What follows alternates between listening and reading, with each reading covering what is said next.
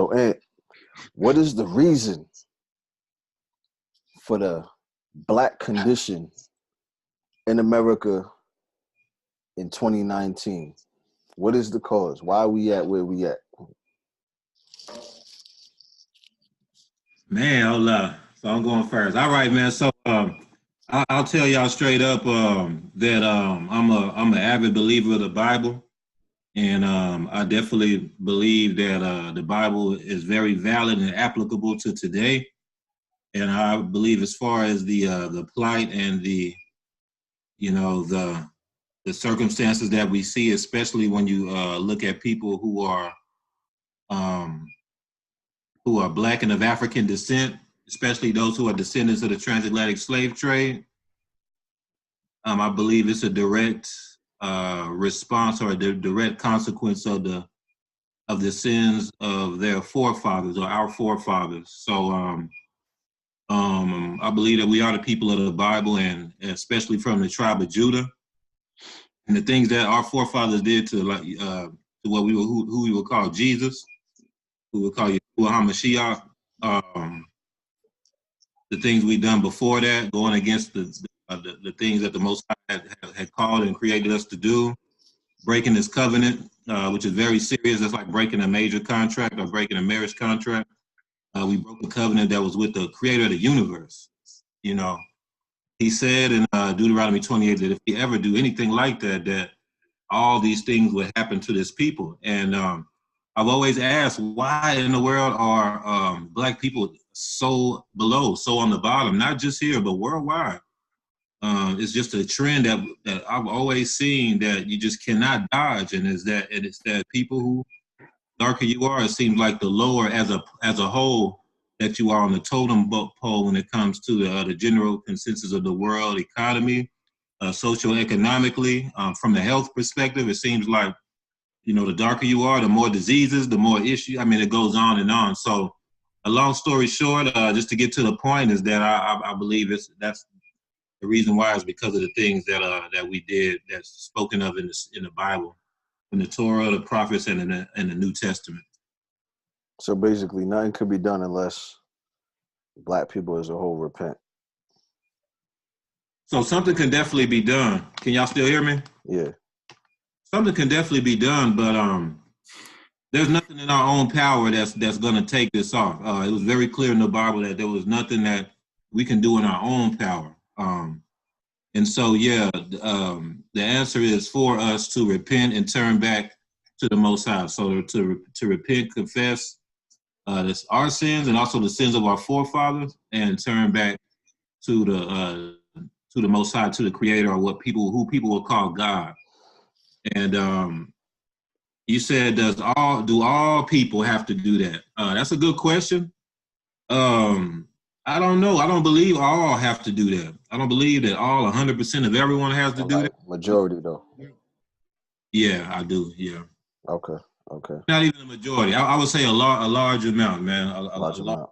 And everybody else who's not who's not Hebrew, they just suffer alone because they're in the same communities. Is that what it is? So do you mean those who are not Hebrew who look like us? Right. So those who are not, because you're right, that's a good point. So those who are not Hebrew who look like us, I don't. There's a difference. You know what I mean? It depends. I mean, because a lot of them are prospering, but then, like you said, a lot of them seem to be going through the same issues that we're going through, and I don't really have an answer for that. I don't really know. I honestly don't subscribe that they're suffering the same thing that we are, though. Oh, okay. I think what they're going through is something different that's not related at all to our plight. That's why you see their experiences are usually a lot different than ours. None of them are going through any kind of like transatlantic slave trade or anything like that.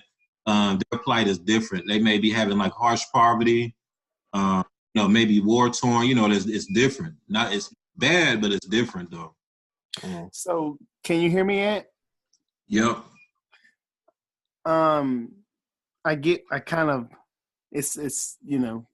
what you're saying, but not the problem, let me change it up. one of the issues that sticks out right now is that you said, when Riggs asked the last question, you said people that look like us, but then you said you don't know about those people, and then you said like you don't know if they experienced the transatlantic slave trade, and I'm like, but it's possible they could have, or are you saying that the Hebrews, the people, which it seems like, you can correct me and clarify, I would say, are you saying that the people, I mean, are you saying that there's this kind of divine curse over the Hebrews, and these Hebrews are these people who have gone through the transatlantic slave trade, and that there are people who look like us, like me and you right now. We look the same, same dark skin color.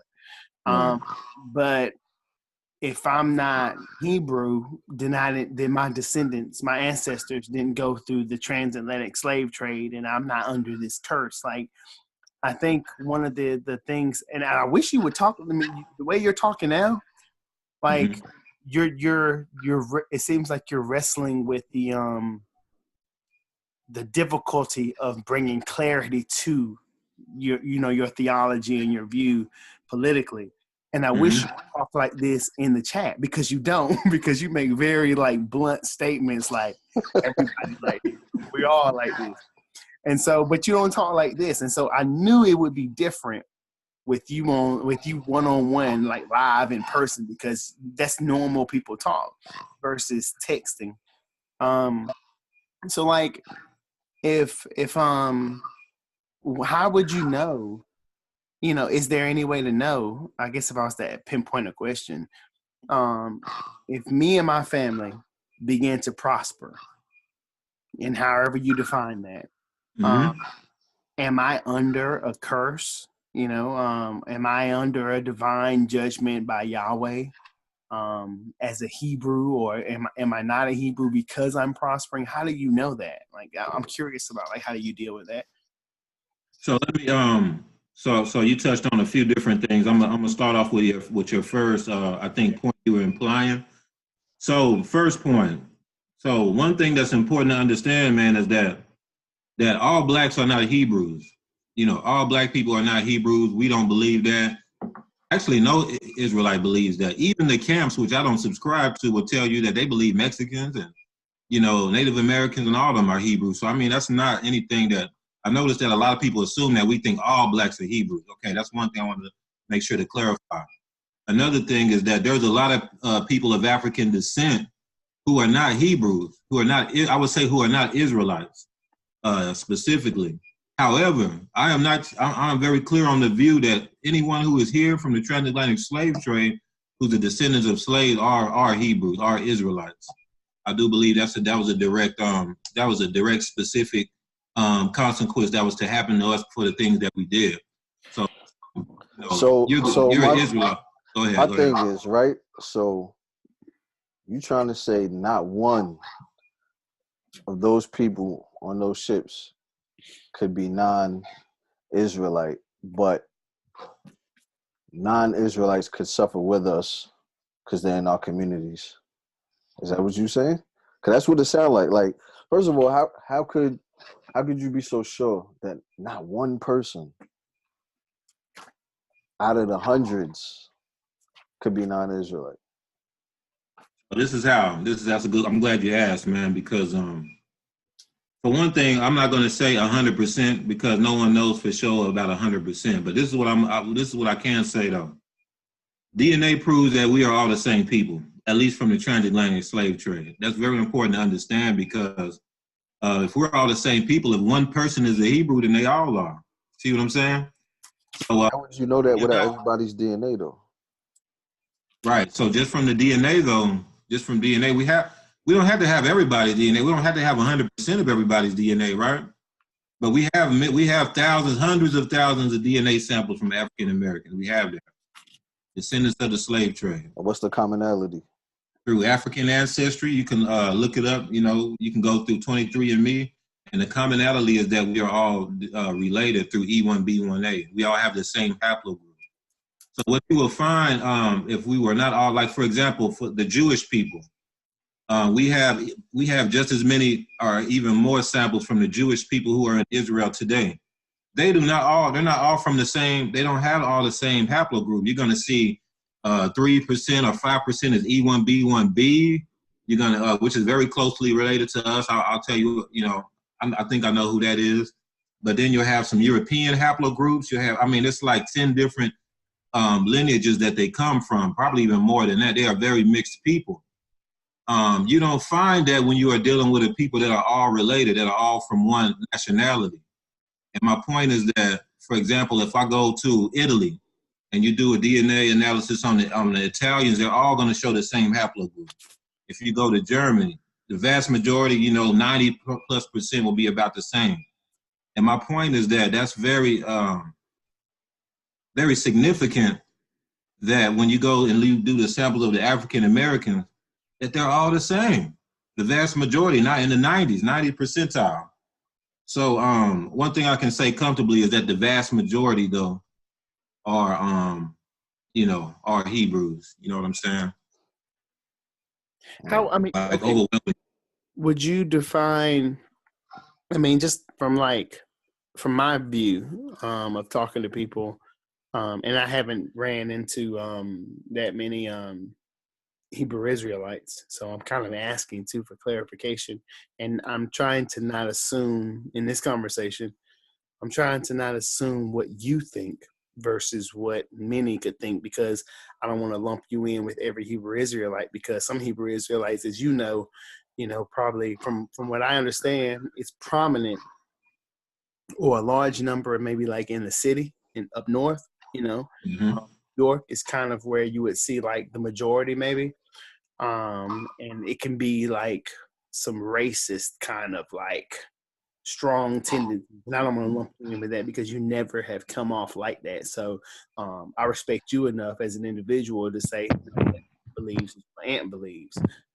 So I want to ask him. But like, would you say there's a difference between a Hebrew and a Jew?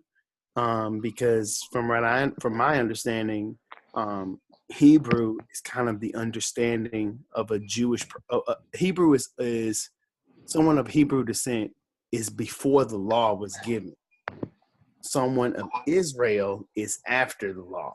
So Israel is wrestling with God. That's good. Noah would have been, Hebrew, and I've heard Jewish people consider Noah Gentile because he didn't have law. But it just depends on what you believe. So I'm trying to understand you, because I'm trying to understand how you define a Jew, and respective terms. Yeah, so actually, a Jew is someone who's from the tribe of Judah, Now you have Jews by religion through the religion of Judaism. They'll probably be called like Jewish. There's a difference. A Jew is someone who is actually a blood descendant of someone of Judah, basically. Like Yeshua himself was from the tribe of Judah. So Judah is different than the northern kingdom. We're all Israelites, and then you have a Hebrew. So you have Hebrew Israelites, but you also have Hebrew Edomites. You also have Hebrew Ishmaelites. If you go to Africa, you're going to see all of them. But a lot of people don't understand that Africa is full of Hebrews, but they're not all Hebrew Israelites. So that's a whole nother discussion. But just to answer your question, a Jew is someone who's from the tribe of Judah. So especially one more thing. The Judah and some Benjamites, or am I wrong about that? No, you're right. Like Judah and also some Levites. To be specific, you're right. Like Shaul or Paul was a Benjamite, even though he was from the tribe of Judah. He was from the land of Judah. My bad. He's from the tribe of Benjamin. But one important factor that I want to bring up is that in America, we are Judah. In America, we are Judah. How do you know that though? That's what always throws me off. This is how, bro. This is how. So one thing that separates Judah from the other 10 tribes, or I would say, 10 tribes, because Benjamin was a part of Judah, right? Is that we lost our identity. We were spread across the four corners of the earth. But what you'll find from a lot of the northern kingdoms, they never lost their identity. So if you go to Africa today, for example, the Igbo tribe, everybody talks about the Igbo tribe, right? Everybody talks about them. But if you ask anybody from the Igbo tribe, what tribe are y'all from? They're always going to tell you a northern tribe. They're always going to tell you like Zebulun, Gad, Dan, et cetera, et cetera. It's always going to be from one of the northern tribes based on which there's different subclans of the Igbo and different ones are from different. But the point is, none of them will tell you Judah. If you go to the God tribe, they're going to tell you from the Gad. If you go to the land of Dahomey, areas where Dahomey was, they're going to tell you that derived from the tribe of Dan. I mean, the list goes on, but nobody is saying Judah. And the reason why is because Judah was the ones who went against Yeshua. We were the land that crucified Mashiach. Unfortunately, our forefathers, not us, but our forefathers. So only Judah the got northern scattered? tribe wasn't there. Go ahead, my bad. So only Judah got scattered? To the four corners of the earth. The northern kingdom was already gone. You see what I'm saying? When 70 AD happened, the northern kingdom wasn't there. They were already gone a long time ago. They had already been in Africa way before we made it there. So a lot of them were even the ones who sold us. A lot of them sold us.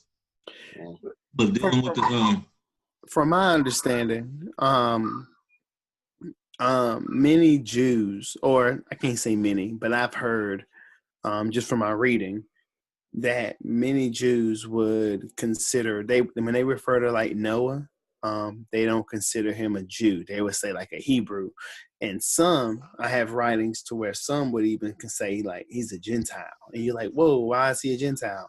It's because to be Jew or to be of Israel, it's to be almost to be Israelite means that you're married to the law. So it means that you received the law. So outside of the rest of the Hebrews is what you're saying? It depends on how you define Hebrew. Like the time, it's more of a timeline. So where at the time of the Mosaic covenant coming into play on Mount Sinai, now we have Israel. So now it makes sense when you look in the New Testament perspective when Paul says that for he is and it's I didn't plan on having a Bible here, but it's the only Bible I have in my room. It's a King James version. I wouldn't have chose this myself, but it's what I have right now. He says, "For he is not a Jew, which is one outwardly. Neither is that circumcision, which is outward in the flesh. For he is a Jew, which is one inwardly, and circumcision is that of the heart, in the spirit, and not in the letter, whose praise is not of men, but of God." So Paul is saying to be a Jew is not of blood, anything. Like, it's not about being descendant of Abraham. Paul is saying in Romans that being a Jew is when it's like you're married to the law. Like, so like a Gentile who's following the law is now Jewish and gets to correct the Jewish person, and according to the law that God has given, he gets to judge him. So that's the part I'm a little confused on, of like when we say Hebrew and Jew, because I'm like, from my understanding, and maybe I'm asking for clarification, someone who is Jewish is someone who is they're married to the law. And I guess I'm kind of asking your perspective on it, because Paul seems to be saying in Romans that a Jew is not someone who's one outwardly, and outwardly means have the circumcision. They're of Abraham descendantly, but it's actually one inwardly, a heart circumcision, to where they're one who is following Yahweh and his commands by what God has revealed to them. I like to say something. Yeah. Yo, let me say something, man. What up? Yo, what's good, family? You can't see me because I'm driving right now, but man, peace and blessings to all of y'all. There you go. That's a good question.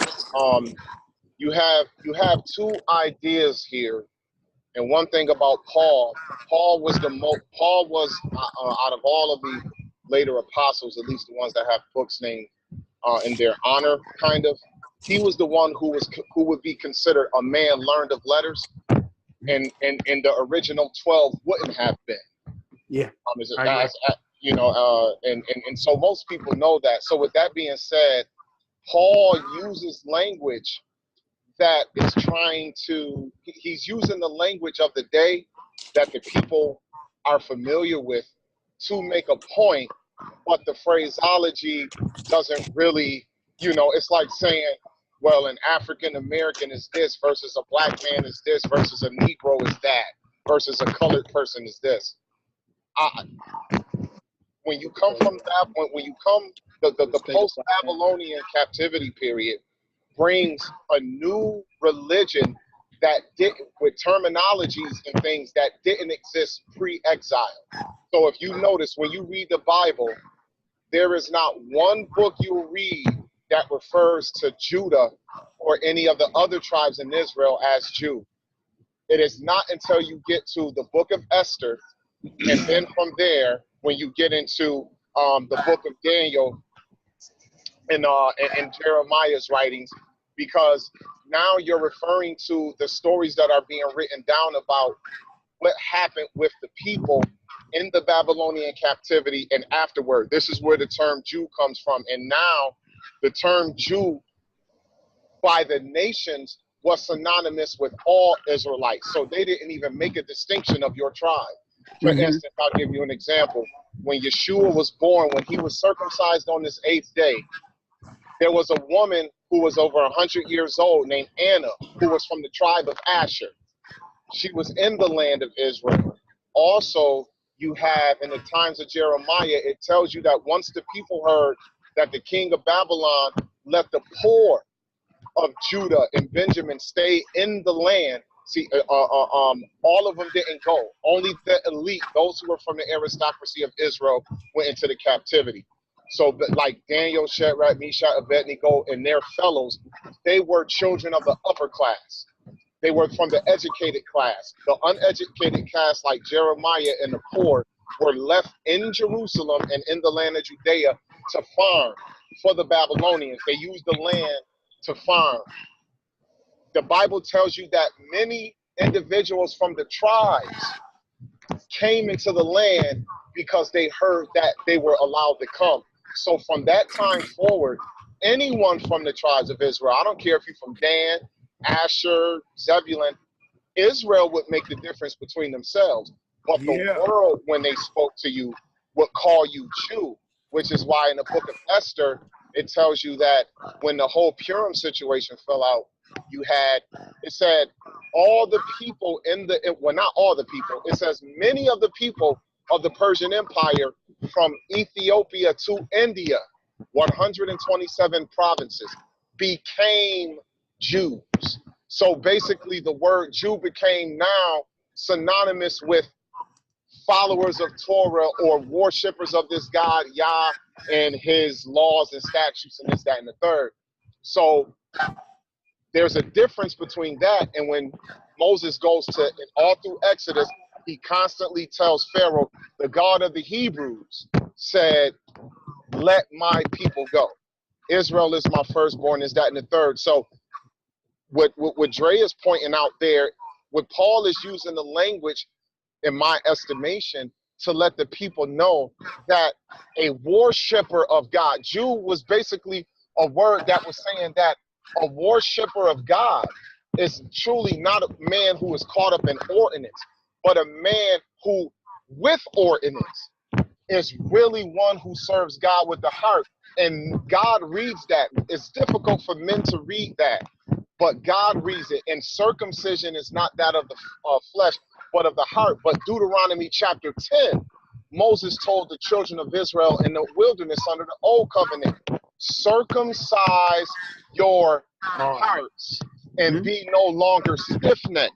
So this concept of being circumcised in the heart in no way takes away from circumcision of the flesh, just as the worshipper of God doing things extra to show they worship God isn't taken away, and the necessity of you having to really have a heart for it to count. And I'll end with this. When you go to the Bible, the Lord told the children of Israel in Isaiah, I believe it's chapter 3 or so, he said, who told y'all to do these fasts? I hate your new moons. I hate your Sabbaths. Get them away from me. He said, do right. Stop oppression. Stop murder. Take care of the needy and the poor and the widow. And then I will accept them things. So it's not a getting rid of them things, but God is truly one who is looking for the heart that truly is with him in order for the exterior tangible action to count to him. So that's really what Paul is saying there, because you still can't take away people proselyte wise being considered Jew by religious term. That in a way infringes upon Judah, which is why Jesus is yet called King of the Jews and also the Lion of the tribe of Judah. So all right, and let me get 30 seconds to add on what he said real quick. So, and also here's the verse that you mentioned.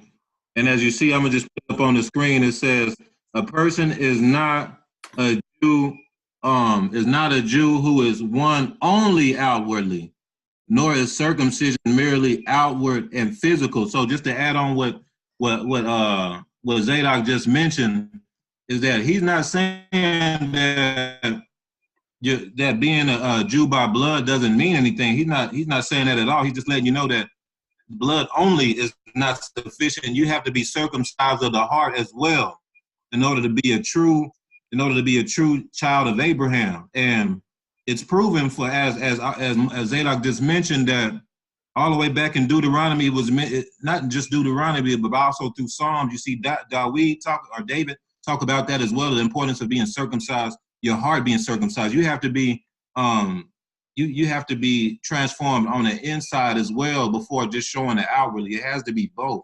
So that's all that Paul was mentioning. He's not taking away the importance of the blood connection. He actually mentioned himself that he was Israelite. Go ahead. I don't mean to cut you off, but and forgive me, because I'm using the KJV and I haven't used the KJV in a minute, and so it's a little it's not the most comfort right now. But in verse 28, he says, for he is not a Jew, which is one outwardly.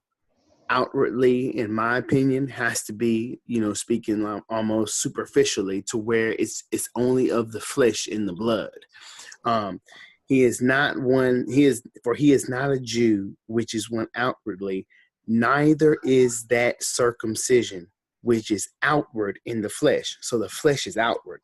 That covenant sign of circumcision is an outward sign. It's not an inward sign. Then he says in 29, but he is a Jew, which is one inwardly, and circumcision is that of the heart in the spirit. So we're talking about a spiritual circumcision. We're not talking about a fleshly one. Anything dealing with the physical is talking about outward. But Paul is saying in this that it's an inward one, and this inward one can only be. All right, Dre. So the point is, so you're absolutely right. So you're absolutely right. But the point is that was always the case. Go ahead. But the point is that was always the case from day one. That's what always, it was about, the inward. It was about circumcising your heart. That was more important than the outward from day one. That's my point. So if that's what makes a Jew, right, then would not being one inwardly disqualify you? It's a two-part question, depending on your answer. Yeah. So then how then could the condition of blacks in America be due to being of the lineage if they disqualified themselves once they disobeyed?